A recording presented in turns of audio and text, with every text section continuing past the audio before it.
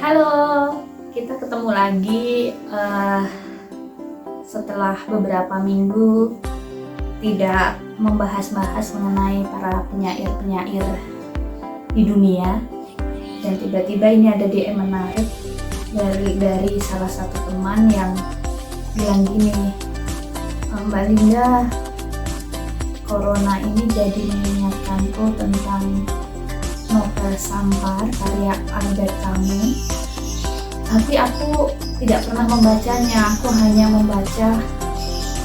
sempat membaca sedikit artikel. Bisa nggak sih dijelaskan atau diceritakan tentang kisah Sampar ini sih? Waduh, ini sebenarnya permintaan yang cukup berat karena berbicara tentang filsafat atau karya-karya kamu ini yang memang banyak berbicara tentang absurditas. Absurditas itu apa?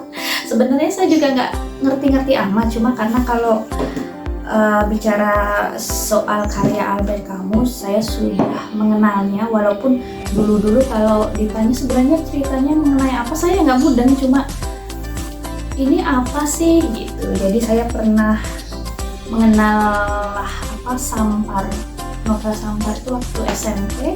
Saat itu melihatnya di sebuah perpustakaan di sebuah sekolah di kota saya. Di perpustakaannya lupa tuh, di perpustakaannya SMP apa SMA Pamudiluhur. Jadi memang kalau di Pamudiluhur itu perpustakaannya sangat lengkap sekali, bahkan kalau kita pengen buku-buku filsafat di situ sudah ada. Nah, saya lihat ini apa sih gitu. Kemudian mulai dari kuliah baru tahu kalau ternyata ada drama 3 babak, karena waktu itu juga sempat masuk di teater dan sempat berdiskusi banyak mengenai drama 3 babak ini yang ternyata susah sekali untuk dilakonkan dalam sebuah pementasan teater, dan akhirnya belum pernah sih melakonkan Sampar punya Albert Camus. Oke, kalau kita bicara tentang novel ini, ya sedikit yang saya pahami atau saya ketahui sih, sampai sekarang ini sebenarnya nggak mudeng sih, tapi selalu mencoba mereka-reka dan memandang atau memahami secara pengetahuan saya sendiri, ya, karena setiap orang kan mempersepsikan berbeda-beda ya mengenai kisah Sampar itu. Ya, cuma kalau boleh sedikit mengupasnya atau mendiskusikannya, sebenarnya kalau kita melihat virus corona yang tengah melanda dunia ini mengingatkan kita pada penyakit Sampar, di mana Sampar itu pernah diceritakan atau pernah dibuat ceritanya oleh Albert Camus dalam bahasa dalam novelnya La Peste itu Sampar. Kalau orang-orang zaman kuno menyebutnya penyakit pes penyakit pes gitu. Jadi ia menggambarkan perjuangan manusia. Jadi Sampar itu merupakan judul novel karya Albert Camus yang di dalamnya menunjukkan berbagai potret manusia yang bereaksi terhadap kemalangan karena mewabahnya penyakit Sampar di kota Oran, Aljazair, koloni Perancis. Nanti saya akan banyak membaca kalimat-kalimat karena takutnya nanti kalau tidak membaca secara baik malah salah. Jadi saya nyambi melihat kepean ya, biar tidak salah begitu.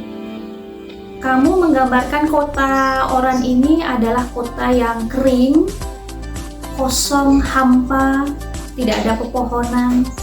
Jadi tidak ada istimewanya di kota Oran ini. Kemudian ia merefleksikan kehidupan yang monoton, gitu-gitu terus, nggak ada perubahan begitu. Jadi siapapun yang di sana bisa dikatakan hidup tanpa jiwa.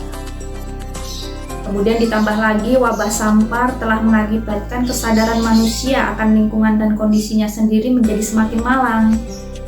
Kita nanti akan melihatnya karena di novel itu ada 3 tokoh tuh, ada 3 tokoh yang nanti kita kupas satu-satu sebenarnya bagaimana pandangan mereka dalam menghadapi Sampar gitu. Jadi tokohnya ada yang bernama Reog. Dokter Reog itu adalah seorang dokter, kemudian Penelope dan Kotat. Semua tokoh yang dikaji menunjukkan keberadaan yang absurd juga. Absurd terus sebenarnya absurd itu apa sih ya, nanti kita dijelaskan di akhir sebenarnya absurditas menurut kamu dalam wabah Sampar atau karya Samparnya itu apa. Nah, nanti ya di akhir-akhir aja. Jadi ketiga orang itu dalam menghadapi keabsurditasan yang berbentuk penderitaan, kemudian keterasingan, kegagalan, dan kematian dengan caranya yang berbeda. Jadi sesuai dengan pandangan mereka, tidak sama. Mereka mulai menyadari arti kecemasan, kebingungan, dan kematian yang diakibatkan oleh penyakit, kemudian keterpisahan dengan sanak saudara, rasa keterkungkungan, kemudian jauh, serasa diisolasi dalam kota yang tertutup. Jadi kalau zaman sekarang itu istilahnya lockdown, kita di lockdown atau isoman, isolasi mandiri di rumah, hingga kita kan nggak bisa berinteraksi atau tidak bisa bertemu secara tatap muka langsung dengan sanak saudara kita. Lantas apa kematian yang dirasakan oleh mereka itu, sepertinya apa sih kematian itu? Jadi bagi mereka itu intinya kematian adalah lambang yang pasti. Kematian adalah suatu misteri di mana ia sesuatu yang paling absurd, lagi absurd lagi kematian. Nah, kita lihat satu-satu eksistensi tokoh Reog dalam menghadapi absurditas. Jadi Reog ini bacanya gimana sih? Reog ini memandang penderitaan sebagai salah satu sisi absurditas untuk bereksistensi. Penderitaan merupakan hal yang tak terpahami. Manusia tidak mengetahui pada suatu ketika secara tiba-tiba berhadapan dengan bencana, kemalangan, penyakit, atau penderitaan lain yang ditimbulkan seperti epidemi Sampar yang telah dihadapkan kepada semua penduduk termasuk Dr. Bernard Reog. Jadi tidak bisa dihindari. Ada ungkapan yang menunjukkan yang tampak menunjukkan tentang absurditas itu ya. Jadi begini. Begitu pintu kota tertutup, mereka sadar bahwa semua, termasuk penulis sendiri, bisa dikatakan senasib sepenanggungan dan harus menerima hidup dalam keadaan yang baru. Begitulah misalnya perasaan yang sangat pribadi, yaitu perpisahan dengan seseorang yang tercinta sejak pekan pertama, sekonyong-konyong menjadi perasaan seluruh penduduk. Perasaan tersebut bersama dengan rasa takut merupakan penderitaan utama sepanjang masa pengucilan yang ternyata berlangsung lama. Ini ada di halaman 56. Jadi bisa diartikan begini, wabah Sampar yang mendatangkan penderitaan dengan memisahkan atau mengucilkan mereka dari dunia luar atau dengan orang-orang tercinta itu tidak bisa mereka hindari. Dan penderitaan-penderitaan berupa ketakutan dan kekhawatiran juga mereka rasakan secara bersama-sama, intinya seperti itu. Kemudian ada kalimat seperti ini lagi. Pada permulaan epidemi, tetangga-tetangga membuka jendela dan melihat, tetapi di kemudian hari begitu sinyal ambulans mendengung, mereka justru cepat-cepat menutup jendela mereka dan mulailah tarik-menarik, tangisan, bujukan, pendek kata, dunia abstrak lah. Adegan-adegan gila berlangsung di dalam apartemen-apartemen yang terlalu panas karena demam dan ketakutan, tetapi si sakit diangkut dan akhirnya Reog bisa pergi. Di halaman 75. Jadi sebagai akibat rasa takut itu tadi, kegelisahan, keputusasaan digambarkan begitu tampak ya pada sebuah apartemen-apartemen atau di sebuah rumah-rumah. Jadi timbul rasa dikucilkan, berbagai perasaan mencekam dirasakan oleh setiap orang, tak terkecuali Dr. Reog. Namun ia pantang menyerah dalam menghadapi situasi ini karena mungkin sumpahnya sebagai seorang dokter, dia merasa tidak boleh menyerah pada sampar yang disebutnya sebagai hantu yang mengendap di segenap pori-pori darahnya. Dia semakin bekerja keras dan semakin semakin terpacu untuk bahwa aku harus bisa menolong sekuat tenagaku, semampuku. Karena sikap itulah yang telah menjadi kepastiannya, yakni melakukan sesuatu dan bekerja secara lebih baik lagi. Nah, ini luar biasa ya. Jadi penggambaran seorang dokter di novel Sampar ini sungguh luar biasa. Jadi kamu sudah bisa jauh menggambarkan bagaimana peran-peran seorang dokter ketika menghadapi situasi-situasi genting. Dan ternyata Dr. Reo menunjukkan seorang dokter yang apapun yang terjadi, dia tidak akan menyerah. Dia terus berusaha dan terus berusaha. Nah, kalau kita lihat tentang penelauk, bagaimana penderitaan yang dirasakan oleh penelauk dalam menghadapi Sampar ini. Jadi ketika dia menyaksikan bencana yang menimpa para umat manusia, semula dia berpendapat bahwa bencana itu adalah rahmat Tuhan yang harus diterima dengan pasrah. Melalui bencana itu, manusia hendaklah merenungkan kesalahan yang diperbuatnya. Dengan demikian, manusia bisa menarik hikmah dari setiap bencana yang dialami. Namun pada tahap selanjutnya, pandangan itu mulai berubah. Nah, ini tergambar dalam ungkapan-ungkapan kayak gini nih ungkapannya. Kalau hari ini penyakit sampar memandang kita, berarti saat merenung sudah tiba. Mereka yang baik tidak perlu terlalu takut kepadanya, tetapi mereka yang jahat benarlah jika mereka merasa gentar. Sudah terlalu lama dunia ini bekerja sama dengan kejahatan. Sudah terlalu lama dunia mempercayakan diri pada rahmat Tuhan. Ini di halaman 189. Jadi keterasingan yang dirasakan oleh penelauk sebagai penderitaan yang tidak dipahami. Dia tidak mengerti mengapa tiba-tiba penduduk harus menerima hukuman atas kesalahan yang tidak diketahuinya. Ketakutan dan kecemasan yang datang akibat bakal datangnya maut dianggapnya berlebihan. Keadaan yang berjangkit hendaklah disikapi sebagai bukan hukuman. Jadi seperti ini. Kalau dikatakan orang jahat tentunya akan mendapatkan balasan dari kejahatan. Tapi dalam kasus Sampar ini kenapa orang baik juga kena penyakit sampar? Kenapa tidak hanya orang jahat saja yang kena penyakit sampar begitu? Lalu yang terakhir adalah eksistensi tokoh Kortrat dalam menghadapi absurditas. Kalau si Kortrat ini memang penderitaannya bersumber dari persoalan pribadinya. Dia memang sudah tertekan, jiwanya agak sakit nih. Dia sudah sakit sejak awal ya, sebelum Sampar menyerang kota Oran, memang dia sudah bermasalah secara hukum. Sikap yang diambilnya dalam menghadapi tekanan, ia memutuskan ingin bunuh diri. Wah, ini jangan ditiru nih sikatan ini. Menurutnya dengan cara itu dia berharap penderitaannya segera berakhir. Dia sudah tidak sanggup menjalani tekanan-tekanan yang dirasakannya karena sangat berat. Dia tidak sanggup menghadapinya dan ingin melarikan diri dari persoalan hidup. Dia merasa tidak berkemampuan dan terutama tiada keberanian untuk menuntaskan masalahnya. Dia merasakan bahwa penderitaan itu hanya miliknya. Jadi kalau kita ada masalah ya, itu merasa dunia ini hanya membebankan masalah padaku.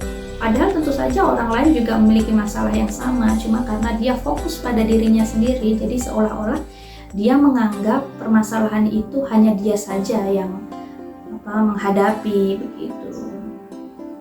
Berbagai persoalan yang dihadapi oleh orang-orang yang berada di sekitarnya merasa bukan tanggung jawabnya. Jadi dia tidak peduli karena saking fokusnya. Bahkan ada orang yang mati di dekatnya, dia sudah itu bukan tanggung jawabku, aku aja penuh masalah begitu.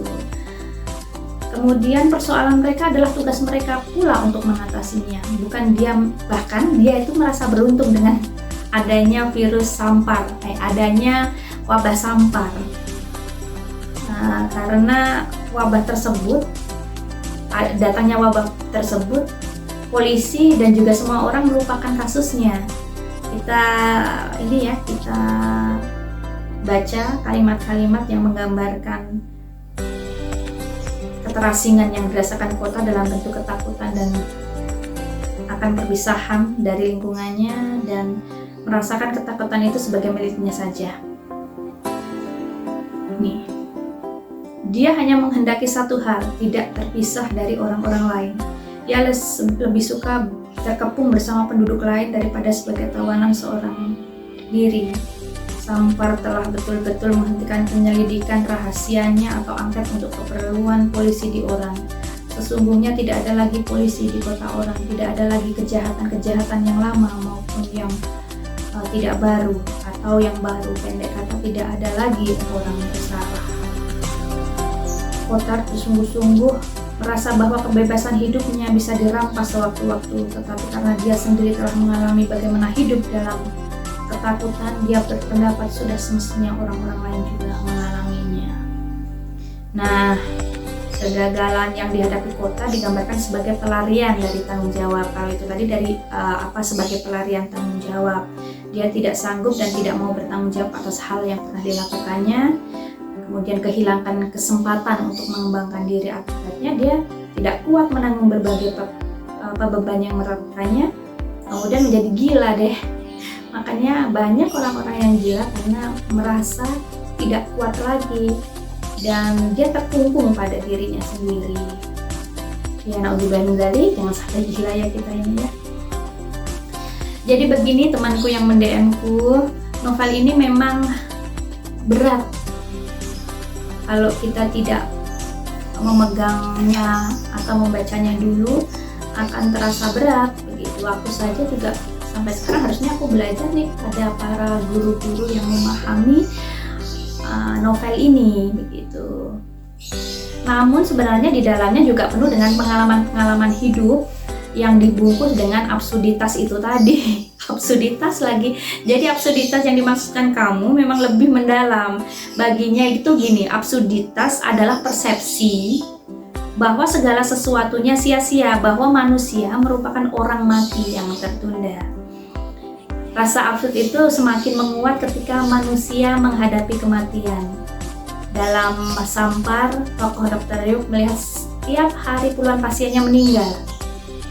Ia seperti tidak berdaya untuk melawan penyakit yang menggerogoti pasien dan bahkan istrinya sendiri. Dr. Ryuk seperti hanya memperlambat kedatangan kematian para pasien dengan menolongnya dengan berbagai upaya. Itu adalah upaya untuk memperlambat, tapi tidak bisa untuk menghindarkan mereka dari kematian. Lalu apa yang mesti dilakukan? Kemudian haruskah kita terima absurditas ini begitu saja? Kalau jawab kamu, lawan begitu. Seperti Dr. Ryuk yang tanpa banyak berharap jalan keluar selalu dan tetap bersikeras untuk bergulat melawan Sampar. Jadi kalau kita aplikasikan bagaimana upaya atau tindakan kita dalam menghadapi COVID ini, sama halnya seperti kamu dan Dr. Ryuk, lawan. Jangan sampai ya, jangan sampai ya kita kalah oleh COVID begitu. Ya, semoga COVID ini segera berlalu dan tim kesehatan selalu diberi perlindungan Tuhan. Dan semoga juga segera lenyap dari muka bumi. Kita bisa bertemu kembali, tidak terkungkung dalam absurditas seperti yang dikatakan kamu. Nah, kalau yang di Sampar yang drama 3 babak ini agak berbeda karena ini kan, tapi sebenarnya esensinya sama sih.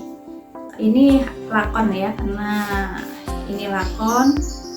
Jadi di sini ada pelakunya, ada Sampar sendiri, kemudian ada sekretaris, Nada, Victoria, hakim, istri hakim, ini banyak banget. Cuma di sini ada kata-kata yang bagus di akhir di sini. Saya bacakan. Pada diri manusia lihatlah aku dan belajarlah pada kekuatan dalam yang tidak akan pernah bisa engkau taklukkan. Suatu kegilaan yang lahir dari campuran antara ketakutan dan keberanian yang tidak masuk akal namun menang pada waktu. Oke, besok-besok lagi kita akan membahas tema-tema lain atau kembali mengenal para penyair-penyair di berbagai belahan di dunia, nanti saya akan cek lagi pertanyaan-pertanyaan dari teman-teman saya. Terima kasih, sehat semuanya. Dadah.